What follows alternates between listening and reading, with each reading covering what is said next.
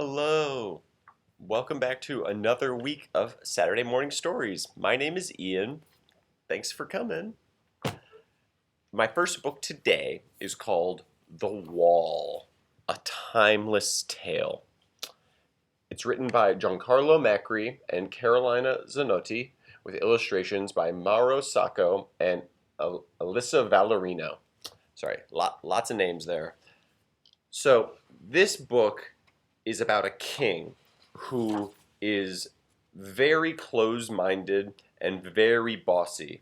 And it actually is also a lot about things that have happened in history. So there's a page at the end that we're going to talk about where we can have conversations after we read the story. But first we're going to read the story. Look at this kingdom with so many people. One day the king says, "How did so many different people end up in my kingdom?" "Your most marvelous majesty, it's been a long time since you left your castle. All of these people live here now." Look at all those faces.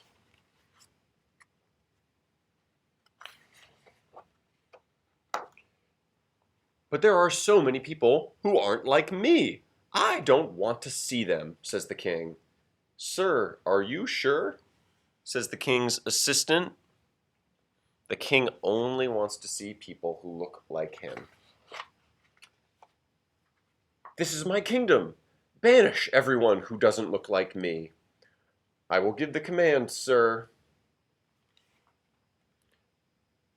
The assistant has to do what the king says. So everybody who isn't blue goes to the other side of the page. "I still see a few who don't look like me," says the king. "Sir, we're trying to find everyone. They don't wish to leave," says the king's assistant.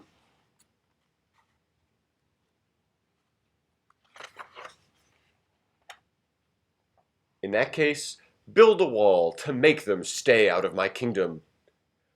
"But, most magnificent majesty, you already sent the wall builders away." The king says, "Call them back here and set them to work."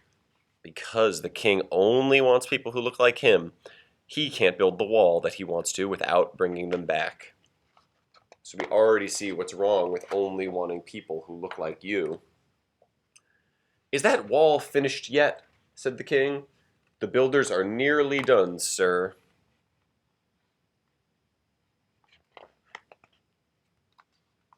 Look at this, a wall in the middle of the book.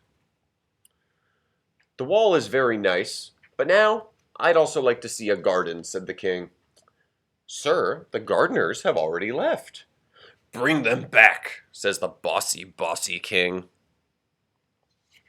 So just like the wall builders, the gardeners had already been sent away because they didn't look like the king.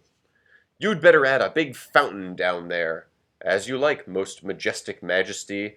I'll call the fountain builders back too." You can see how this bossy king didn't understand what he was doing. "There's no road, and I want to take a walk." "Sir, I'll ask the engineers to return." Do you see the gardens and fountains are all people built by people who the king had sent away? Next, what about a huge monument here? "Yes, we need a monument." "The sculptors will need to come back, sir." So, all those people who had been sent away, they were completely filling the other side of the page, are now all coming back when the king realizes he needs them. "See that beautiful night sky? I want to know which stars and planets I'm looking at. I'll ask astronomers to come back, sir." "I think we need to have a celebration now." "I'll need to call back the dancers and singers, most masterful majesty." Everybody is coming back, and the other side of the page is getting emptier and emptier. "But what's happening on the other side of the wall? I need to see over it." "The tower builders will need to come back, sir." Because we still have this wall, so now the king can't see over it. After having built the tower, the king says, only a few people are left over there. Yes, sir, and we're getting crowded over here. All because of that troublesome wall. The king says, you're right. Why did you ever build this wall? Knock it down. Great idea, most memorable majesty. That was the king's idea all along, but the assistant has to do whatever he says. So, here we are. No more wall. Knocked down. This is much better. I'm so glad I thought of getting rid of that wall, says the king. Yes, sir, says his assistant. And if you remember, this looks an awful lot like what we had before we ever built the wall to begin with. Let's take a walk. I want to meet the wonderful people who live here, says the king. Coming, sir. How nice to see so many talented people in our kingdom, said the king. I was just about to say so, most magnanimous majesty. Look at all those happy faces. Now, parents, you might want to pause the video so that you can read this page together. This is some questions that we can look at and talk about what we just read.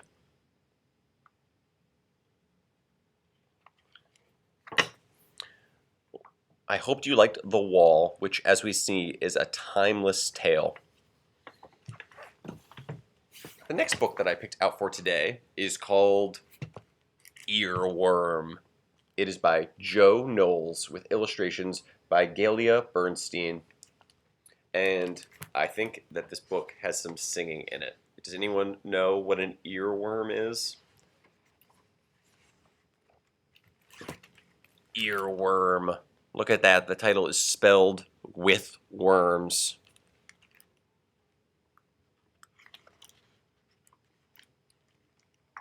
One summer day, Little Worm went out to play and discovered he had a song stuck in his head. It went like this. Shimmy, shimmy, no shashy. Shimmy, shimmy, no shashy. He sang as he wriggled along.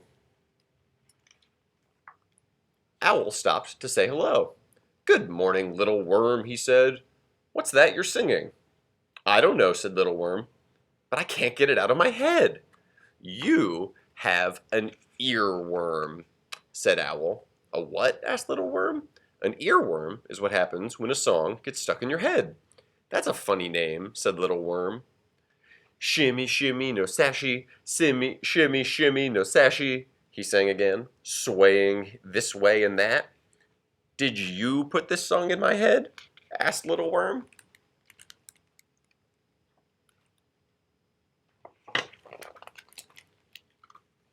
It wasn't me, said Owl. My song goes like this. Wave, wave, tuck to the wing. Wave, wave, tuck to the wing. He flapped one wing, then the other, dancing to and fro. See Owl dancing?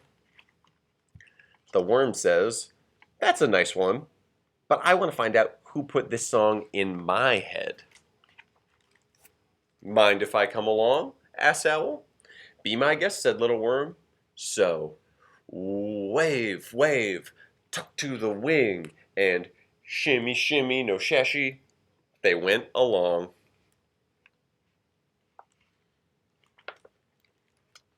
Chipmunk chittered at Little Worm. What are you two singing? The songs that are stuck in our heads, said Little Worm. You have earworms, declared Chipmunk. Little Worm nodded. But I don't know where mine came from. Did you put it there?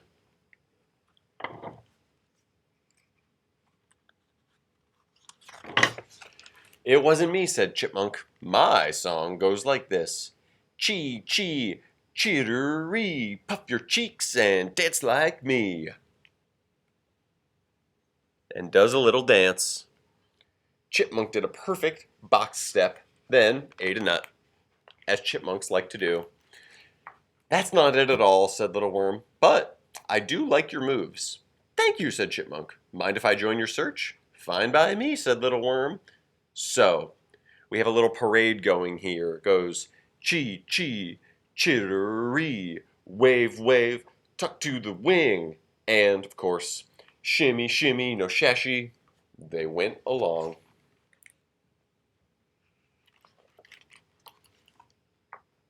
Bunny hopped into the path with a quiet landing. "What's all this racket?" she asked. "I'm trying to find out who put this song in my head," said Little Worm. "Everyone gets earworms," said Bunny. She wiggled her ears as if she could shake out a song. "Did you give it to me?" asked Little Worm. What do you think? Is this the type of song that a bunny would teach to a worm? "Nope," said Bunny. "My song goes like this. Hip, hop, thump, jump. Hip, hop, thump, jump." And did a crazy dance with a somersault in the air. "You sure have style," said Little Worm. "Oh no, I'll never find out who put this song in my head." Worm was getting despairing. "Maybe I can help," said Bunny. So along they went.